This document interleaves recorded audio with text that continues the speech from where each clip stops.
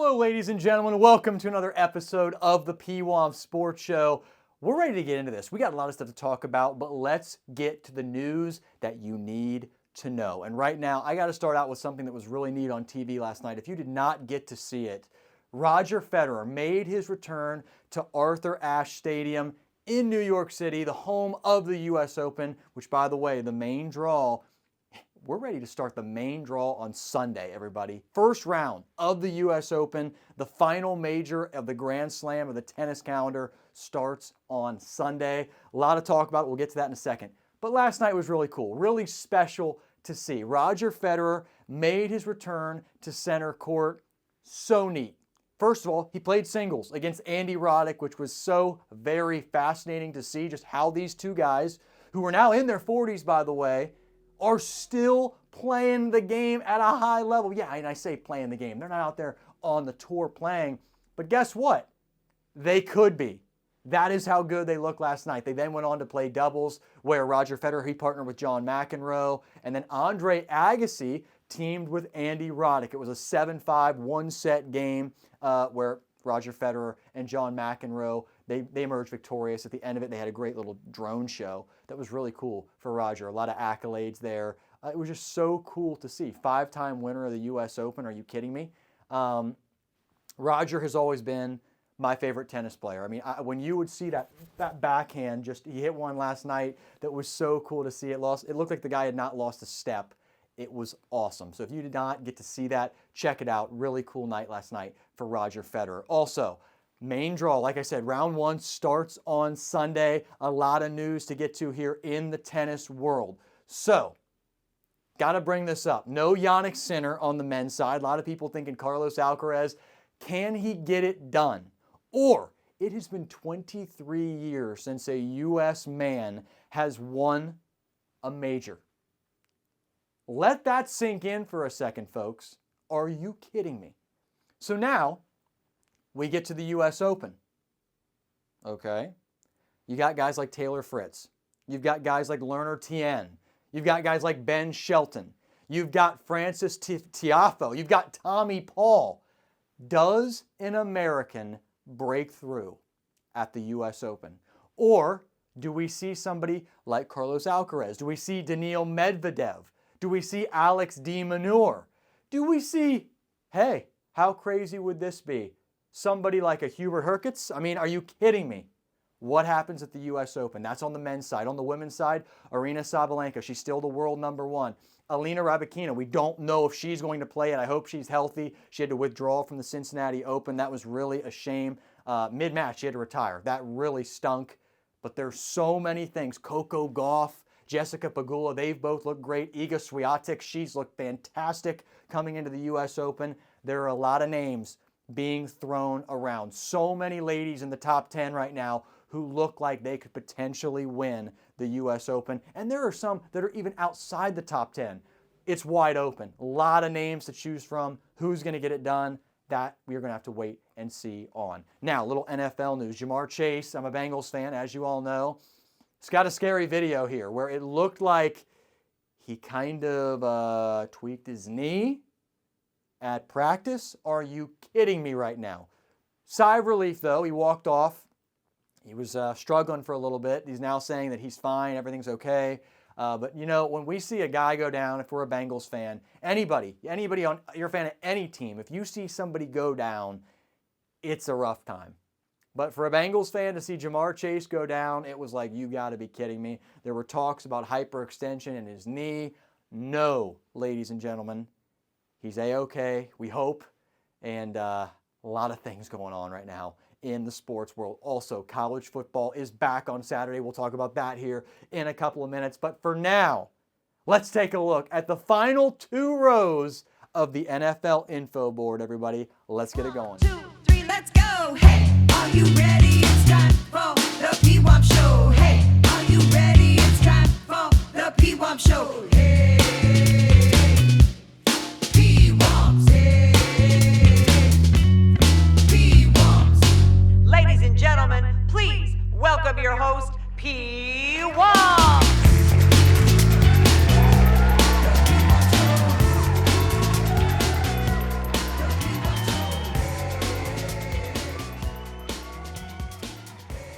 All right, folks, it's now time to talk about the NFL once again. And ladies and gentlemen, we are standing in front of the info board. The bottom 2 rows of the info board have been revealed. So, obviously, it only makes sense that we've got row 1 and 2 left to be revealed. Now, this is not going to be another week before I reveal row 1. We're doing 1 and 2 right now. I'm going to reveal row 1 first, and then obviously you'll know who that second spot team is in these rows. So let's get to that. Let's get started with the AFC. And everybody, we start with the AFC East.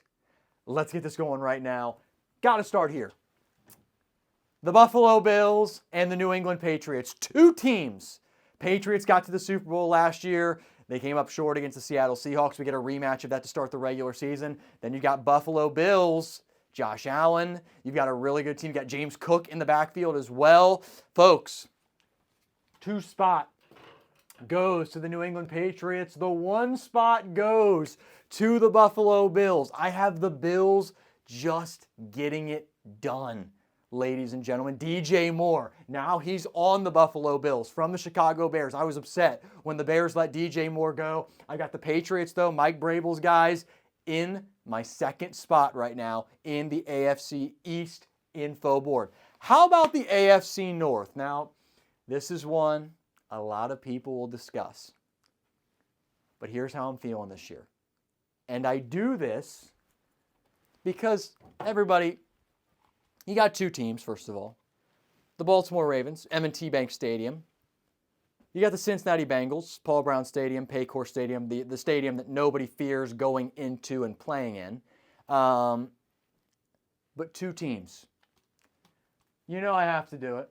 The Cincinnati Bengals are in the 1 spot this year. The Baltimore Ravens are in the 2 spot. I know, Zay Flowers, still a tank for the Baltimore Ravens. Derrick Henry, are you kidding me? A monster. He's a beast. Lamar Jackson still at the helm of the offense. Still have great tight end play from Mark Andrews. The Ravens are in my 2 spot. The Bengals are in my 1 spot. I love the Bengals' schedule this year. If you cannot get it done, you've got no contract disputes. You've got healthy Jamar Chase, as we think right now. Obviously, that injury that happened at practice, he was able to walk it off. He says he's fine. There's nothing going on. But boy, oh boy, it was scary. You've got a healthy Jamar Chase, healthy T. Higgins, no big contract disputes, no money problems. Everybody seems happy right now in Cincinnati. I'm giving the Bengals the edge. Now, how about the AFC South, everybody? You got the Titans, you got the Colts. Let's get into it. 3 spot, 2 spot, going to the Houston Texans, C.J. Stroud, and the 1 spot goes to the Jacksonville Jaguars. I think this is a year we see Trevor Lawrence and the Jags down in Duval get it done. Okay? They've looked good. Trevor Lawrence has shown us flashes. This is the year it happens. The Texans, that defense is tough. You still have guys like C.J. Stroud. You've got Devin Singletary in the backfield. You got Nico Collins out making big-time catches. The Texans are good, but I am giving it the edge to the Jacksonville Jaguars in the AFC South. Now the AFC West. Big moment here, everybody. 2 teams, the Kansas City Chiefs, the LA Chargers. Oh me, oh my. All right. 1 spot goes to the LA Chargers, bolt up. The 2 spot goes to the Kansas City Chiefs. The first question I start out with, and I'm genuinely curious to hear what you all think. Will Travis Kelce, at that Monday Night Football game to kick off the season, first Monday night game of the year is what I mean by that, by the way. Will he run out of the tunnel, and will his jersey say Swift on the back? Picture it now. I mean, that seems like something the NFL would encourage. That seems like something that Travis and Tay, they would love to have happen. Everybody thinks Travis is going to run out of the tunnel. It's going to say Travis Kelce, 87. All of a sudden, wait a minute, ladies and gentlemen, Travis Swift. Doesn't that just seem kind of poetic for how that whole thing has gone with Tay and Trav? And we talk about them a lot on this show. Well, more the entertainment show, but now it's leaking back into the sports world as the NFL season approaches. I got the Chargers, though. I really think this is the year they get it done. Harbaugh under the helm once again. Justin Herbert, this is the time he gets it going. I still love Lad McConkey. Chargers are good. Bolt up, ladies and gentlemen. Let's get to the NFC now.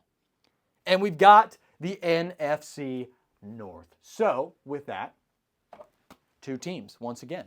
Who do you put at the top spots? Is it the New York Football Giants or the Philadelphia Eagles? Well, this one's not as difficult for me. It's the Eagles that won, but I do think the Giants take that leap to that 2 spot this year in the NFC North. I really do. I'm sorry, in the East, ladies and gentlemen, in the East. My bad. I really do think they make that leap. Cam Scatterbo is healthy. Cannot wait to see this guy run the football. Arizona State, he was a monster. Can't wait to see him healthy and playing. Malik Neighbors, still don't know how he's going to be coming off his injury. He should be expected to play. And then we get Jackson Dart in his year 2 campaign. He is the starter. He is the future right now for the Giants. I like the Giants at the 2 there.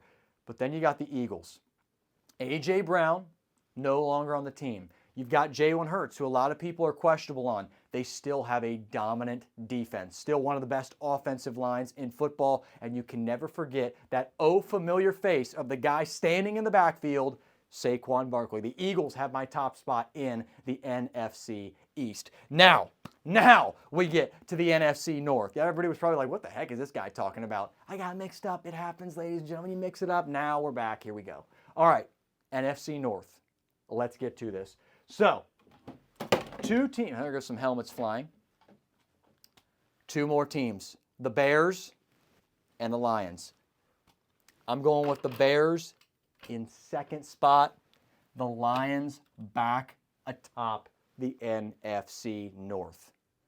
Jared Goff, Jahmyr Gibbs, Amon-Ra St. Brown, Sam Laporta. Do I need to keep going? Dan Campbell, Ben Johnson, his protege, in the 2nd spot. Colston Loveland, Manungai, DeAndre Swift, Adunzie, and Caleb Williams. This team's good. Also, you throw in guys like Kmet. The Bears defense took a big leap last year. Also a sad time, though, because this could potentially be the last time we see the Bears at Soldier Field. They could soon be the Indianapolis Bears. Would that not be a change or what? They got to get that worked out. That cannot happen. But I got the Lions atop and then the Bears in the NFC North. Now, let's get to the South. Buccaneers, Panthers. It seems like it's always these 2 teams at the top here. We got the Panthers. We got the Buccaneers. That's how I see it. Pretty plain and simple. I still think the Buccaneers, they continue to run this division. I like Baker Mayfield. He is now playing for a contract. When a QB does that, they tend to ball out. I can't wait to see what Baker does. No Mike Evans. That's unfamiliar territory for the Tampa Bay Buccaneers, but you still got guys like Bucky Irving. You've got Emeka Egbuka, who's been so good for the Tampa Bay Buccaneers. He's been great. Chris Godwin's still in there as well. A lot of good weapons for the Buccaneers offense. Really excited to see what they do this year in the NFC South. If you're a Panther fan, still a lot of good signals happen right here. Chuba Hubbard, the guy can run the ball. Bryce Young took a leap last year. We got some really nice quarterback play from him. The defense and the offense continue to come along. Guess what? Panthers, this could flip, but right now I'm giving it to the Tampa Bay Buccaneers. And now we arrive at our last division, the NFC West. Okay. There is a big little tale here that we have to tell.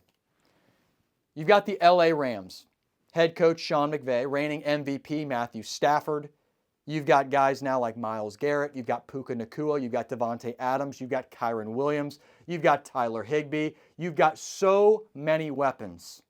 Oh, and by the way, Aaron Donald, he's still practicing with the team. He might come out of retirement and sign with this team. Okay. You've got the Seattle Seahawks, defending Super Bowl champions. They opened the season against the defending runner-ups in the New England Patriots. You don't have Kenneth Walker anymore. You still have guys that are studs like Jackson Smith and Jigba. Okay, he's an absolute monster. This is still a dominant football team. They have a chip on their shoulder. They're not feeling respected right now in the NFC West. And ladies and gentlemen, I give them respect. I don't give them the respect to earn the top spot right now in the West. For me, it's the Rams' year to potentially go all the way. And then the Seahawks in that second spot. Ladies and gentlemen, that is the complete NFL info board. Take a look at it, soak it in for a second. Anything that stands out, you let me know right now. Give me your thoughts about it. What do you love about it? What do you hate about it? You tell me, you let me know. Also, one thing I do want to point out, because we have a little bit of a toilet bowl happening in week 1 between the Jets and the Titans. You're going to see some great running backs going at it, though. You got Tony Pollard, who was a stud for the Cowboys. He continues to kind of get overlooked right now as a running back in the league. He's out to prove something. And then reminder, Breece Hall in the backfield for the New York Jets. That's something to watch in that game. So we don't want the toilet bowl to just be the toilet bowl. So that's some excitement there. That is the NFL info board. Ladies and gentlemen, we got something else we got to talk about, though, because guess what? As the preseason rolls on one more week, we've got some real football that matters on Saturday. College football is back. Let's talk. All right, ladies and gentlemen, you are not imagining things. College football is back on the board, and folks, we've got games that matter this week. Let's get into it. Week 0 is officially here. Starting things out, Bill Belichick and the North Carolina Tar Heels traveling out of the ACC to take on Big 12 foe, the Texas Christian Horned Frogs. Now, I tell you, North Carolina, it was a really disappointing year last year. A lot of people had high expectations for Bill Belichick. We know his girlfriend kind of got in the way of things. She was all over the field, stepping in and out of places that she shouldn't have been in the program, and it was just a lot of drama. So let's see if the Tar Heels can put that drama to the side and if they can execute on the football field. They're taking on TCU. Should be a great game to get the season going on Saturday. Then we travel out west, San Jose State, out of the Mountain West, taking on the USC Trojans out of the Big Ten. Mr. Maeva, paging Mr. Maeva, Mr. Jaden Maeva. This is a Heisman season loading right now. Huge season right now for USC. Lincoln Riley, still the coach of the Trojans. You know the LA Memorial Coliseum will be fired up. The torch will be lit. I cannot wait to see Traveler take the field as USC hosts San Jose State. That is a tongue twister, by the way. Please try saying that because it is tougher than you think. But that's going to be a great one on Saturday at 3:30 Eastern. Then we get to this game, a little ACC battle between the NC State Wolfpack and the Virginia Cavaliers. Again, one of the better games of the day that's going to be very competitive. We follow that up with the Mountain West, the Hawaii Rainbow Warriors traveling all the way from Hawaii on a little 6-hour flight to Stanford to take on the Cardinal or the Trees, as some of you like to call them. Another game that should be very surprising and is going to be pretty darn competitive. Can't wait to see it on Saturday. And then 2 more games. New Mexico State, the Aggies, taking on the Florida State Seminoles. Now again, Florida State, they got a little higher expectations this year, really struggled last year, would like to get a little change of the dice, change things and just get it going on the right foot. We'll have to wait and see until Saturday to see how things get started for the Seminoles. And then lastly, 10 o'clock, should be a great game when the Memphis Tigers take on UNLV. That is week 0 of the college football season, ladies and gentlemen. Let's get to talking about baseball because guess what? We've got some teams that are going to get thrown off the board right now. It's kind of like, wait a minute, I almost walked away and finished that, but you know what? That reminded me of like The Bachelor. Or you know what? Dancing with the Stars. Like, you know when Tom Bergeron would say, the couple with the least amount of votes, and they are now leaving right now. They're getting thrown off the board right now. Do we like that? All right, everybody, let's talk about some baseball. We are back with the MLB info board, and ladies and gentlemen, some helmets. They are being tossed today. Some teams are out. You are gone. You are off the board. Let's dive right into this. Let's get to the American League. Now, everybody, still got the same top 3 teams right now on the board, and it's 3 teams from the AL East. The Tampa Bay Rays, they have looked great. The New York Yankees, they have looked pretty darn solid themselves. And then the Boston Red Sox, who again, they have won 8 of their last 10. They are looking dynamite. The pitching is just throwing very well off the mound right now.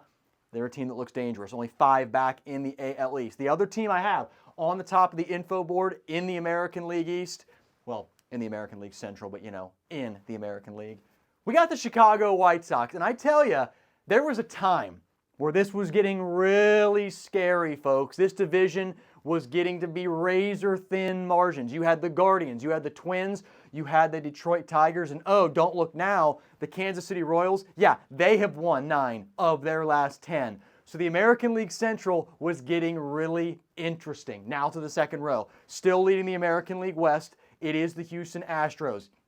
Are you kidding me? You still got guys like Josie Altuve continuing to make big plays. Pitching, again, has been very good for the Astros in cementing that top spot atop the AL West. But then, right on their heels, it is the Texas Rangers. Corey Seager has returned to this lineup. He is playing very well. Love Mr. Seager. And then you've got guys like Brandon Nimmo continuing to pace the offense. Back to the Central, the Cleveland Guardians, Stephen Kwan. He is back. He's playing some great baseball. Guardians are in my second row here, along with the Seattle Mariners. The American League West right now is the most competitive race for a postseason spot left in baseball as this season gets going. You got 3 teams. You've got the Astros up half a game on the Texas Rangers. Then you got the Rangers in second, and then 2.5 games back of the Astros, it is the Seattle Mariners. So a lot of intense games coming down with only about a month to go in the regular season. Third row, the Twins. They're still hanging on that third row, but their season is not over yet. This is a team we got to talk about. The Detroit Tigers. It all started just a couple of weeks ago. Things were looking great. You traded Tarek Skubal. Everybody was like, okay, Skubal's gone. Our ace is gone. Wait a minute. The Tigers turned their season around. They then go and they get to host 3 games in Detroit against the Chicago White Sox. They get swept. They then play the Pittsburgh Pirates. It's a nightmare. Things continued to get worse. The batting wasn't there. The pitching was not there for the Detroit Tigers. Folks, they're still in my third row on the info board, but this was a collapse. They had this division. It was theirs to potentially take from the Chicago White Sox. How about the Toronto Blue Jays? Still hanging around. They're going to stay on the board, but barely right now. Same for the Baltimore Orioles. And then we get to this dreaded third row. Guess what? Kansas City Royals, like I said, you've won 9 of your last 10 games. You survive another week. You're going to stay on the board. And now we take a look at 2 teams that are cut. They're axed. We're getting closer to Halloween. They have been cut. Let's get it going. The Athletics, the Oakland A's. Oh no, I can't call you that anymore. It's been a fun season, but your season's over, ladies and gentlemen. You are done. Goodbye. It's not possible. It's not happening for you. Season's over. Maybe you'll have better luck in Vegas next year where, some people, they have luck in Vegas. Some people don't have any luck in Vegas. But a baseball team will have to wait and see. This is painful. It's my Angels. Mike Trout, diving catch last night. It was really cool. It was really fun to see. You're 19.5 games back in the American League West. You're not anywhere near competing in the AL wildcard race. Angels, goodbye. It really sucks. The Angels are gone, but you know what? We're used to this type of thing. Really a shame. Let's go to the National League because here's what we got to talk about. The Brewers, they have 81 wins. They are still the top team right now in baseball, but there's a team that continues to creep up just a little bit. The LA Dodgers, 80 wins for the Dodgers. Now, Dodgers are playing really darn well, but so are the Brewers. Jacob Mizorowski has brought a spark back for the Milwaukee Brewers. He's been dominant on the mound. Christian Yelich, Jackson Chourio continue to pace this team. I also love to see Andrew Vaughn inserted in this lineup. The Brewers are dangerous. The Braves and the Phillies. The Braves have a 4.5 game lead right now in the National League East. The Marlins, they've dropped back to 10.5 back. It's not going to happen for them with the division this year. Probably not a wild card spot either. Now, How about the Chicago Cubs? Something we have to talk about here. They're still in second in the NL Central. There's an MVP race going on right now. Would you think that it's Pete Crow Armstrong or is it Shohei Ohtani, ladies and gentlemen? Now, I tell you, PCA, he's stealing bags left and right. He's got 33 home runs this year. The guy gets on base. He's quick. He makes great plays. Everybody knows about Shohei Ohtani. The guy hits the ball hard. He can pitch. Well, this year he's not pitching, but he still does so much for this team. He's batting .296, while PCA batting .276. Who do you think should be the MVP in the National League? Pete Crow Armstrong or Shohei Ohtani? Let me know, ladies and gentlemen. Cardinals still hanging strong. Then you got the National League West, two teams still battling for these wild card spots. The Padres and the Diamondbacks still looking good, but fans are going to be sweating this out a little bit as this season comes to an end. Then we go to this little row right here. Pirates are getting crooked. Yeah, they're hanging by a thread. It's not going to happen. I'm not going to toss them off the board yet, though, because it's just not happening. The Marlins, you're still afloat, but barely. And now we get to this bottom row. And I mean, the Mets, you're gone. The Nationals, you're gone.